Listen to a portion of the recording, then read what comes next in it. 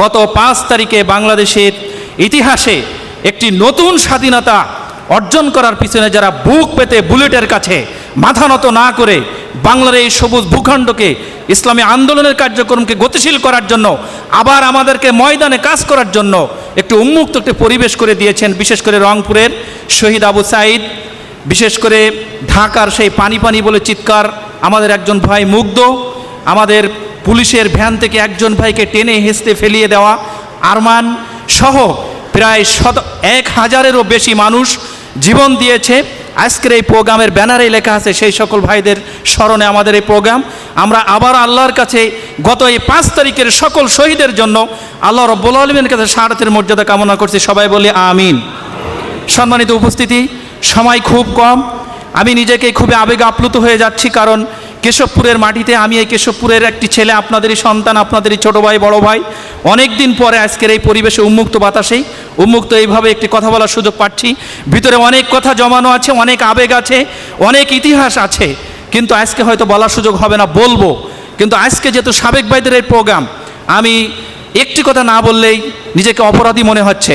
আমি এখানে বসে আছি, আমার এখানে মঞ্চে অনেক ভাইরা আছে, আমরা এই কেশবপুরে ছাত্র সংগঠন করেছি, এই যাদের হাত ধরে আমরা এই সংগঠনে এসেছিলাম, যে সমস্ত ভাইরা আমাদেরকে টার্গেট করে নিয়ে এসে আমার মনে পড়ে আজকে, কারণ শিবিরের দায়িত্বশীল হওয়ার পরে তখনই জানতাম যে একজন জনশক্তিকে কিভাবে টার্গেট করে তাকে মান উন্নয়ন করাতে হয়, তাকে কিভাবে দায়িত্বশীল করতে হয়, এটা আমরাও যখন দায়িত্বশীল হয়েছি তখন সেটা বুঝেছি।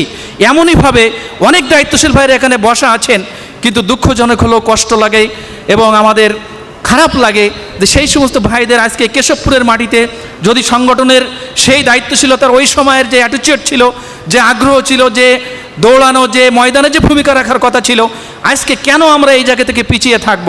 আমার বিশ্বাস নতুন করে যে সমস্ত সাবেক ভাইরা দায়িত্বশীল হিসাবে ছিলেন ওই সময় ছাত্র আন্দোলনে, আজকের এই সময় নতুন করে সকল ইতিহাস, সকল ক্ষোভ, সকল কষ্ট, অনেক কিছু ভিতরে থাকতে পারে, কিন্তু ইসলামী আন্দোলনের একজন কর্মী হিসাবে নিজেকে পিছনে থাকা, দূরে থাকার কোনো সুযোগ আমাদের নাই। কি বলেন, আছে?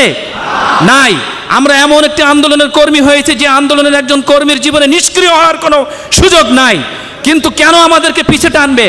হয়তো ভুল থাকবে, ত্রুটি থাকবে, বিচ্যুতি থাকবে, কষ্ট থাকবে, ক্ষোভ থাকবে, কিন্তু ইসলামী আন্দোলনের কোনো কর্মীদের কোনো কষ্ট, কোনো ক্ষোভ, কোনো অসন্তুষ্টিতে ইসলামী আন্দোলন থেকে বিন্দুমাত্র দূরে থাকার কোনো সুযোগ নাই। সম্মানিত ভাইরা, আমি আজকে আরেকটি কথা বলে শেষ করব। আমরা এই কেশবপুরের মাটি ইসলামী আন্দোলনের মাটি, আমরা জানি এই কেশবপুরে ইসলামী আন্দোলনের ঘাঁটি। আমরা যখন ছোট ছিলাম, আমাদের সেই সাবেক এমপি ছিলেন সাখাওয়াত মাওলানা। আমি খুব ছোট মানুষ ছিলাম, কিন্তু আজও আমার মনে আছে আমার বাড়িতে যখন উনি যেতেন, আমার আম্মা একটি ডিম সিদ্ধ করে দিয়েছেন, আমি হাতে করে নিয়ে এই সাখাওয়াত মাওলানা হুজুরকে আমি সেই ডিমটা দিয়ে খাওয়াইছি, এমনও স্মৃতি মনে আছে। আর ধীরে ধীরে আজকের সেই দীর্ঘ এই কত অনেকগুলো বছর পেরিয়ে গিয়েছে, অথচ এই কেশবপুরের মাটিতে ইসলামী আন্দোলনের মাটি শক্তিশালী হওয়ার পরেও আজকে আমাদের অবশ্যই রাজনৈতিক ফাংশনগুলোর বিষয় ছিল। দীর্ঘ 16টি যে বছর ইসলামী আন্দোলনের দায়িত্বশীল ভাইদেরকে অন্যায়ভাবে কারাগারে রাখা হয়েছে,